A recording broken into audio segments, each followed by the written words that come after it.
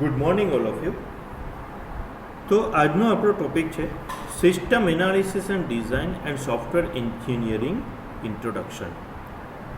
પહેલો ક્વેશ્ચન આપણને એમ થાય કે what is software engineering, what is system analysis and design.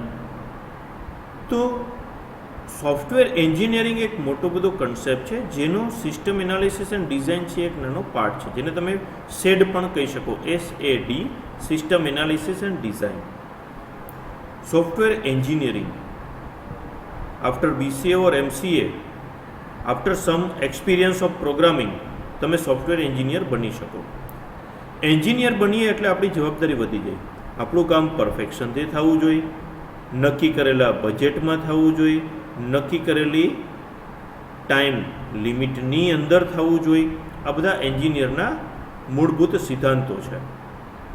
કોઈ એન્જિનિયર હોય એક બ્રિજ બનાવે તો કેમ બ્રિજ સમયસર પૂરો થવો જોઈએ, નક્કી કરેલી મજબૂતાઈ હોવી જોઈએ, એનું બજેટ લિમિટેડ હોય એમાં એ પૂરો કરવાનો હોય, તો કેટલા મજૂર રાખવા, શું કરવું, કેવી રીતે આગળ કઈ વસ્તુ વાપરવી, કેવી રીતે ડિસિઝન્સ લેવા, એ બધું એન્જિનિયર વિચારતા હોય છે.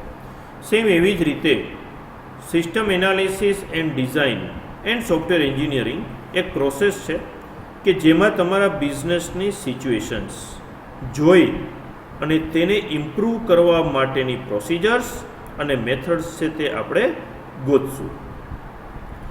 It refers to the process of examining a business situation with the intention of improving it through better procedure and methods. What is system analysis? The system analysis, it is the process of gathering and interpreting the fact. Fact મતલબ તમારા ઓર્ગેનાઇઝેશનનો, તમારા બિઝનેસની અંદર જે તમે work કરો છો તે data. તો તમારા બિઝનેસમાં પ્રોસેસ કેવી રીતે ચાલે છે, તમારા બિઝનેસમાં કેવી રીતે બધો ડેટા સચવાય છે, એકબીજા સાથે ઇન્ટરેક્શન કરે છે, ક્યાં ક્યાં કઈ કઈ જગ્યાએ બિઝનેસમાં પ્રોબ્લેમ આવે છે, એને આપણે ગોતશું અને તમારી સિસ્ટમને, તમારા બિઝનેસની અંદર રહેલી પ્રોસેસને આપણે સોફ્ટવેરની મદદથી બેટર બનાવવાની ટ્રાય કરશું. તો આ પહેલું પગથિયું છે સોફ્ટવેર બનાવવા માટેનું સિસ્ટમ એનાલિસિસ. એ કર્યા પછી આપણે જેટલા પણ પ્રોબ્લેમ મળે છે એની આખી એક બ્લુ પ્રિન્ટ તૈયાર કરશું. જેવી રીતે પ્રોસેસ થાય છે તમારા ઓર્ગેનાઇઝેશનની અંદર એની આખી એક બ્લુ પ્રિન્ટ તૈયાર કરશું. And now it is the process of planning a new business system or one to replace or complement an existing system. The system design is like the blueprint, જે આપણે ચર્ચા થઈ. કોઈ પણ બિલ્ડિંગ બનાવવું હોય તો કેમ એની ડિઝાઇન આપણે પહેલાં બનાવીએ, સેમ એવી રીતે જ્યારે તમારે કોઈ સોફ્ટવેર બનાવવો છે, કોઈ સિસ્ટમ ઇમ્પ્લિમેન્ટ કરવી છે, ત્યારે તમે પહેલાં ઓન પેપર એની એક ડિઝાઇન બનાવો છો, ઓન પેપર તમે આખું પ્લાનિંગ કરો છો. ઓકે, તો એ જે પ્લાનિંગ છે, એ જે બ્લુપ્રિન્ટ તૈયાર થાય છે, નકશો, એને તમે સિસ્ટમ ડિઝાઇન કહી શકો.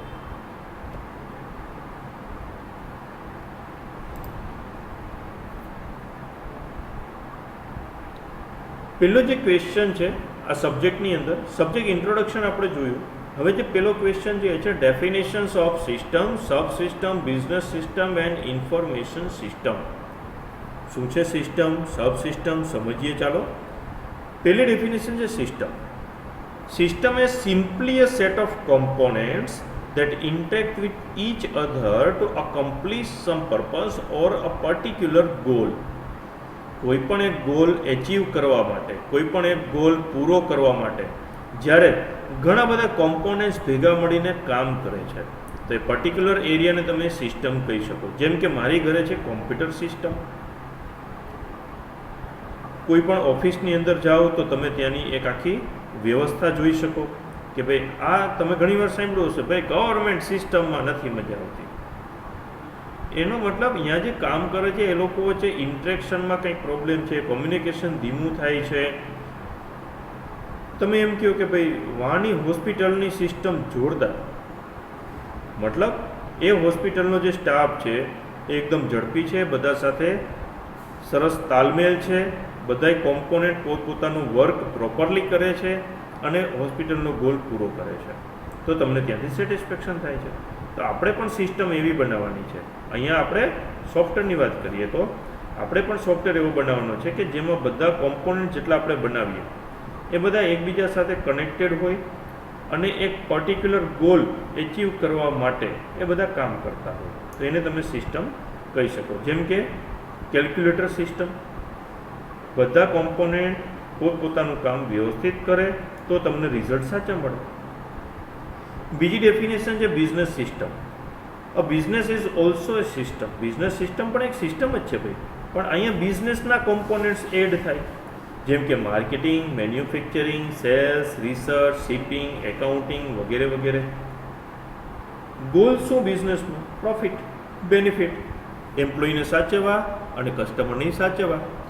તો એક ગોલ એચીવ થાય, બધા ડિપાર્ટમેન્ટ્સ પોતપોતાની રીતે ખૂબ સરસ કામ કરે અને પ્રોફિટનો ગોલ એચીવ કરે, તો એવી સિસ્ટમને કહેવાય બિઝનેસ સિસ્ટમ, બિઝનેસ માટે ચાલતી સિસ્ટમ. પછી છે સબ સિસ્ટમ. તો સબ સિસ્ટમ એટલે શું? તો સબ એટલે સિસ્ટમનો જ એક ભાગ, સિસ્ટમનો જ એક પાર્ટ, એની અંદર જે કોમ્પોનન્ટ્સ કામ કરે છે, ઓકે, જેને પોતાનું નામ છે, પોતાના કામ છે, એને તમે સબ સિસ્ટમ ઓફ અ સિસ્ટમ કહી શકો. ડેફિનેશન છે components of the system is called sub system. એના પછી આવે છે ઇન્ફોર્મેશન સિસ્ટમ. તો ઇન્ફોર્મેશન સિસ્ટમ એટલે શું? તો કે એવી સિસ્ટમ કે જેમાંથી તમને ઇન્ફોર્મેશન મળતી હોય.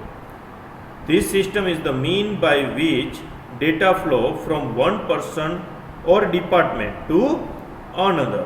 It means that the information flows from one place to another. એક એવી સિસ્ટમ, એક એવી વ્યવસ્થા કે જ્યાંથી તમારી માહિતીઓ એક જગ્યાએથી બીજી જગ્યાએ પહોંચતી હોય અને બીજી જગ્યાએથી ત્રીજી જગ્યાએ પહોંચતી હોય, એવી સિસ્ટમને આપણે કહીશું ઇન્ફોર્મેશન સિસ્ટમ.